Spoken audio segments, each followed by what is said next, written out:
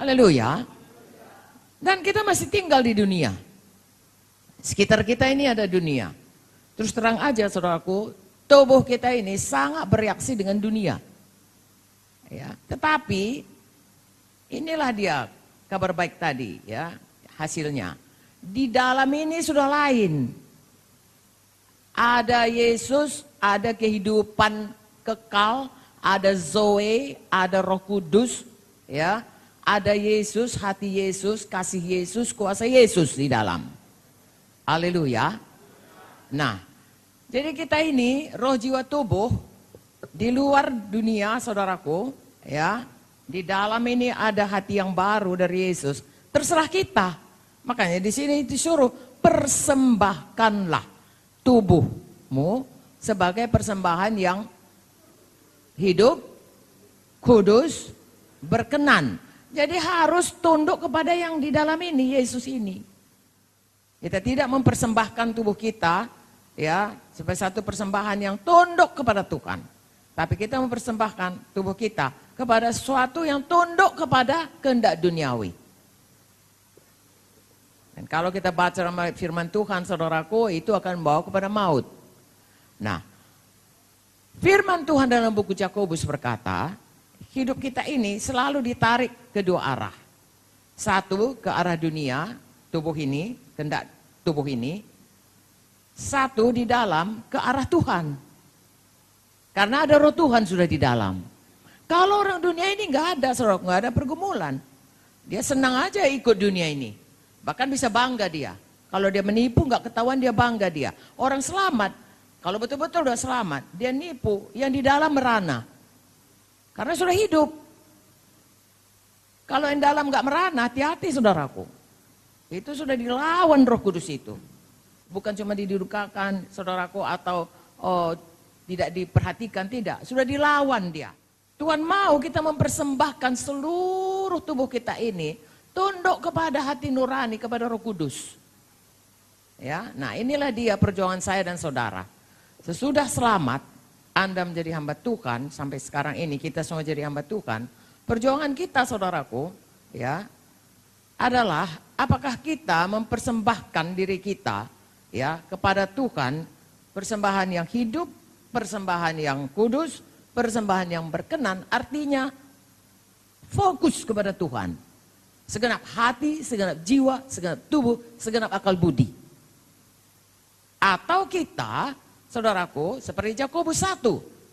Oke, kita baca Yakobus 1. Ini orang yang bisa tertarik kepada duniawi. Seumur hidup sampai kita pulang ke sorga. Inilah peperangan kita. Ya, jangan katakan saudaraku kalau sudah lama mengikut Tuhan tidak ada. Oh, saudaraku, kita baca saudaraku dalam kitab. Ada orang mengikut Tuhan pada awalnya raja, ya, Raja Asa. Ya, luar biasa saudaraku, ujung-ujungnya dilawannya saudaraku Tuhan. Salomo juga awal-awalnya demikian, ujung-ujungnya tidak dia setia mengikut Tuhan. Yakobus 1 ayat 12, berbahagialah orang yang bertahan dalam pencobaan. Jadi ada pencobaan, yaitu tarikan dari duniawi, hawa nafsu, manusia lama. Sebab apabila ia sudah tahan uji, ia akan menerima mahkota kehidupan yang dijanjikan Allah kepada barang siapa mengasihi dia. Dengar baik-baik. Apabila seorang dicobai, ya, janganlah ia berkata pencobaan ini datang dari Allah. Sebab Allah tidak dapat dicobai oleh yang jahat dan dia sendiri tidak mencobai siapapun. Tapi tiap-tiap orang dicobai oleh keinginannya sendiri. Karena ia diseret dan dipikat olehnya. Dengan kata lain oleh nafsunya sendiri. Sebenarnya Tuhan memberikan nafsu kepada manusia, kehendak yang kuat, desire, ya, a very strong desire. Itu adalah untuk kebaikan kita. Kita masih diberikan nafsu makan. Saudara bayangkan kalau orang nggak punya nafsu makan bisa mati. Orang sakit nggak ada nafsu makannya mati, saudaraku. Tapi Tuhan berikan nafsu makan orang untuk hidup sehat. Nafsu makannya itu adalah fokus untuk hidup kuat, sehat bagi Tuhan. Tapi kalau bagi dirinya, itu yang saudaraku makan, ya, foya-foya, ya, gluttony, Datang sana makan, datang sini. Itu nafsu makan dipakai untuk memuaskan diri. Kaya, Tuhan mau kita keberkatan. Tuhan berkata, berkat Abraham itu kaya, diberkati untuk memberkati. Menyampaikan maksud Tuhan. Tapi kalau cinta uang, nafsu kaya itu untuk cinta uang untuk diri, itu akar dari segala kejahatan. Jadi saudaraku, nafsu itu diberi Tuhan, fokus dipersembahkan untuk kemuliaan Tuhan. Kalau tidak, itu akan bisa seperti ini, dicobai ya oleh hawa nafsu yang ditunggangi setan ya.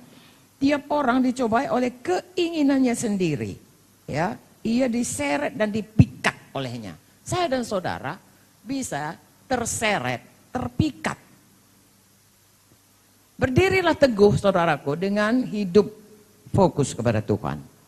Kalau tidak, di dunia ini sekitar kita, panca indera kita ini sangat peka ya akan apa yang kita lihat, apa yang kita dengar, apa yang kita rasa ya, semua. Apa yang kita cium, apa semua. Saudara kalau cium bau-bau, saudara menjauhinya. Saudara cium, ayam goreng, saudara cari di mana ayam goreng itu. Kalau dia tidak dikuasai, dipersembahkan kepada Tuhan, ya, tubuh kita ini untuk Tuhan, maka hidup kita ini akan selalu terpikat, terseret, lalu seluruh kejahatan bisa kita kerjakan. Itulah akibatnya. Kalau dosa, ia melahirkan dosa, dan kalau dosa itu sudah matang, ia melahirkan maut. Jangan mau dipikat, diseret. Persembahkan tubuh kita sebagai persembahan yang hidup, yang kudus, yang berkenan kepada Tuhan. Kasihi Tuhan dengan segenap hati, segenap jiwa, segenap akal budi, segenap kuat kita. Amin, saudaraku.